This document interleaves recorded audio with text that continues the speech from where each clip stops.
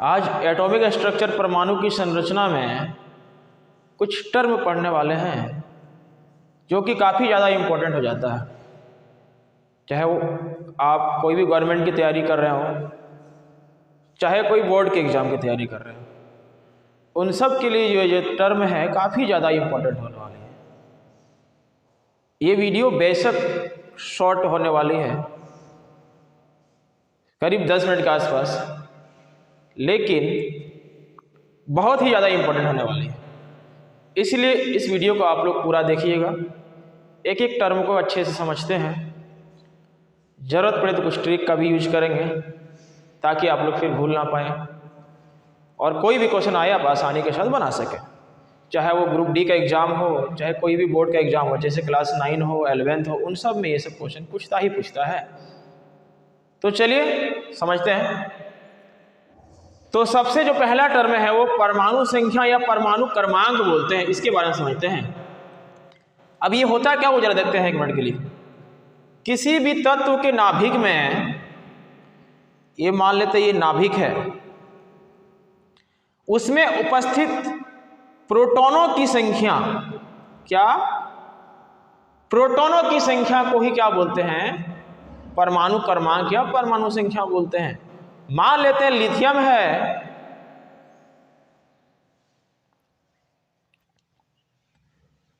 Lithium जो होता है उसमें हम लोग लिख सकते हैं के कोष में 2 इलेक्ट्रॉन और एक क्या हो गया, एल में 1, तो 2 1 मिलकर कितना हो गया, 3। तो कहने का मतलब ये हुआ कि परमाणु क्रमांक या परमाणु संख्या किसी तत्व के नाभिक में उपस्थित प्रोटॉनों की संख्या के बराबर होता है। कहने का मतलब यहाँ पे हम लोग Z बराबर P लिख सकते हैं। जो Z को हम लोग परमाणु संख्या या क्रमांक को Z से दिखा रहे हैं, उसको हम किसके बराबर लिख सकते हैं, P के बराबर लिख सकते हैं। P क्या है, प्रोटॉनों की संख्या है।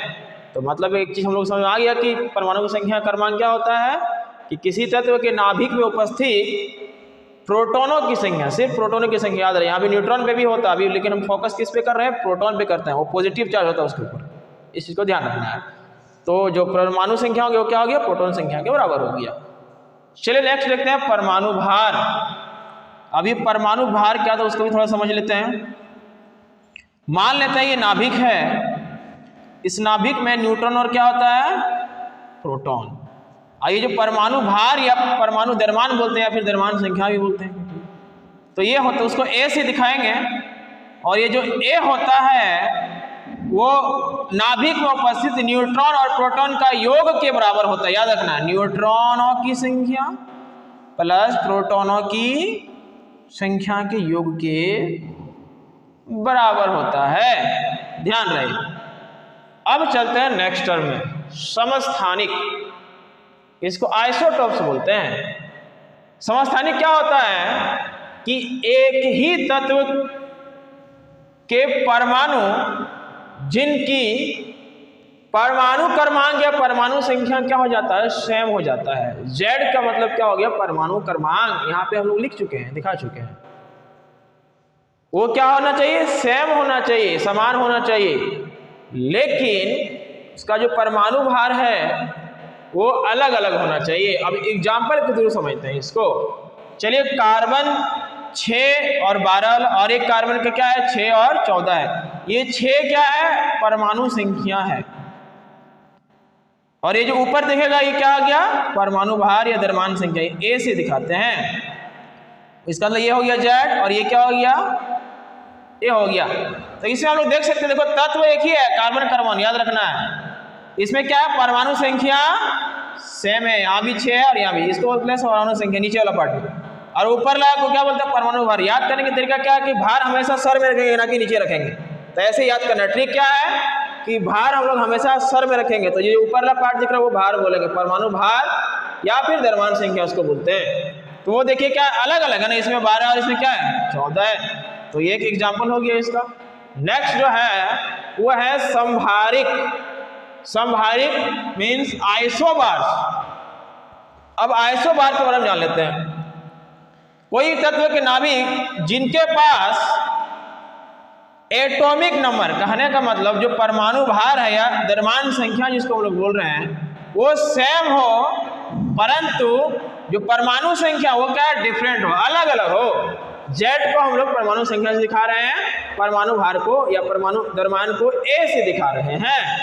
तो क्या हो यहाँ पे कि परमाणु संख्या अलग अलग दिख रहा है ना, एक तत्व होना जरूरी नहीं है यहाँ पे, लेकिन जो द्रव्यमान संख्या है वो क्या है, देखिए समान, यहाँ भी 14 है, यहाँ भी 14 है, ऊपरला पार्ट क्या हो गया, द्रव्यमान संख्या या फिर परमाणु भार, एटॉमिक वेट बोलते हैं इसको। एक और देख लेते हैं इसमें, उसको बोलते हैं सम न्यूट्रॉनिक, मतलब आइसोटॉन्स बोलते हैं उसको। नाम से ही मालूम चल रहा है कि न्यूट्रॉनों की संख्या क्या होगा, समान होगा। अब एग्जाम्पल जरा देख लेते हैं। चलिए, एक बोरॉन है, उसका परमाणु संख्या कितना है, 5 है और द्रव्यमान संख्या 11 है। उसी प्रकार एक कार्बन है, उसका परमाणु संख्या 6 है और 12 क्या है, द्रव्यमान संख्या या फिर एटॉमिक वेट बोलते हैं उसको। अब यहां से डायरेक्ट मालूम नहीं चलेगा कि न्यूट्रॉनों की संख्या कितना है यहां से, तो हम लोगों ने पहले भी पढ़ चुका है, बता चुके हैं न्यूट्रॉनों की संख्या कैसे निकालते हैं, लेकिन फिर से एक बार देख लेता हूं कि अगर न्यूट्रॉनों की संख्या निकालें तो क्या निकालेंगे। देखिए यहां से मालूम चल जाएगा। यहाँ पे देखिए जो परमाणु भार होता है, मतलब परमाणु द्रव्यमान होता है, वो n और p मिल के है, तो यहाँ से हम लोग n निकाल सकते हैं, a माइनस p को इधर ले आए। अच्छा, ये a माइनस जो p क्या है, प्रोटोनों की संख्या, प्रोटोनों की संख्या ही क्या है, परमाणु क्रमांक है या परमाणु संख्या, उसको हम लोग z से लिख सकते हैं। तो यहाँ से n का एक फॉर्मूला आ गया a माइनस z। चलिए यहाँ अप्लाई कर देते हैं, क्या हो गया, n निकालना है तो n बराबर क्या हो गया, देख लीजिए यहाँ से हम लोग निकाल चुके हैं a माइनस z। ये a क्या है, परमाणु द्रव्यमान है या फिर द्रव्यमान संख्या है। क्या होगा, द्रव्यमान संख्या हमेशा ऊपर दिखेगा, हम क्या बोले थे, द्रव्यमान संख्या परमाणु भार, भार हमेशा सर में उठाते हैं, कोई भी भार नीचे थोड़े उठाया पैर से, तो इसका मतलब ऊपर क्या है, वो भार है, वो कितना हो गया, 11।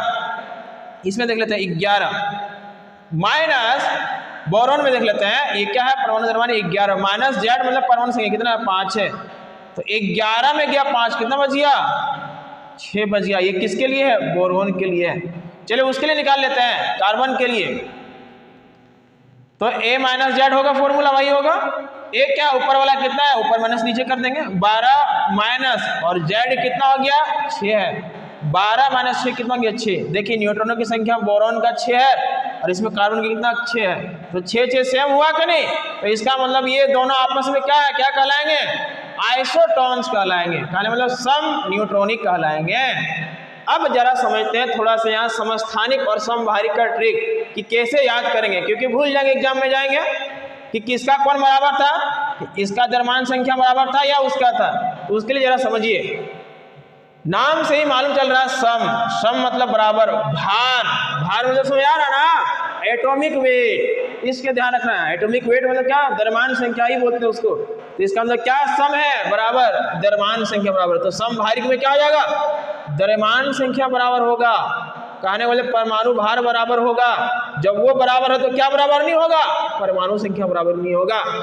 अब एक क्या बचेगा, समस्थानिक, तो जब ये याद हो गया तो ये भी बहुत आसानी के साथ हम लोग याद कर सकते हैं। समस्थानिक जस्ट उसका उल्टा क्या करेंगे, जो परमाणु संख्या या परमाणु क्रमांक वो क्या इसमें समान है, लेकिन जो परमाणु भार है वो क्या है, अलग अलग है। सभी का हम लोग एग्जाम्पल भी एक एक करके देख लिए हैं। आप लोग इस वीडियो को पूरा देख लीजिएगा और बाकी पूरा देख के इसको स्क्रीनशॉट लेके आप लोग उतार लीजिएगा कॉपी में और अच्छे से पढ़ लीजिएगा, क्योंकि इसको अरेंज करके एक जगह रख दिए हैं ताकि आप चाहे कोई भी बोर्ड हो, चाहे जैक बोर्ड हो, चाहे बिहार बोर्ड हो, क्लास 9 के लिए, 11th के लिए, चाहे आप किसी भी गवर्नमेंट की तैयारी कर रहे हैं, चाहे वो ग्रुप डी हो आरआरबी में या फिर आरआरबी जेई हो या फिर एसएससी की तैयारी कर रहे हैं, उन सब के लिए ये बहुत ही ज़्यादा इम्पोर्टेंट है ये सब टर्म, और सब के बारे में कैसे कैसे निकालें हम लोग, न्यूट्रॉनों की संख्या कैसे निकालेंगे वो हम लोग आसानी के साथ देख लिए हैं, ताकि आगे भी आने वाले दिनों में आप लोग को दिक्कत नहीं होना चाहिए।